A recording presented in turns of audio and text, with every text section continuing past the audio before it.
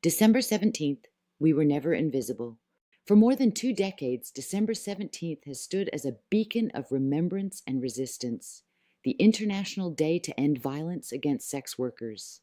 It began in 2003 in San Francisco when sex workers and allies gathered to mourn the victims of the Green River Killer, women whose lives were erased not just by one man's violence, but by a society that barely noticed they were gone.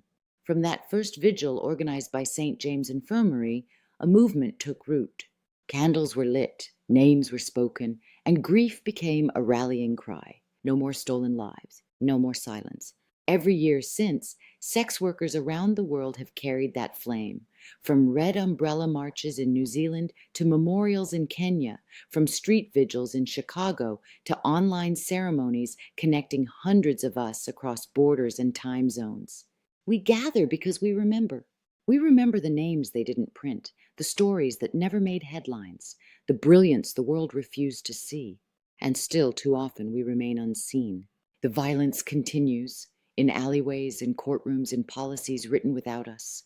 But so does our resistance. We build safety where systems fail us. We create a community where stigma isolates us. We transform mourning into movement and movement into change. Ending violence against sex workers isn't only about what happens in the streets. It's about dismantling the structures that make that violence possible: criminalization, poverty, racism, transphobia, and misogyny. It's about building a world where safety is not a privilege, but a right, where dignity is not debated, but guaranteed.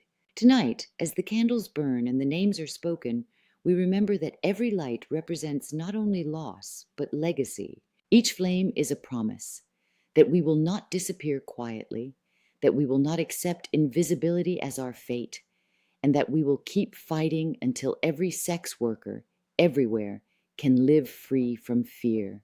Because we were never invisible, we were never voiceless, and we will never stop demanding a world without violence.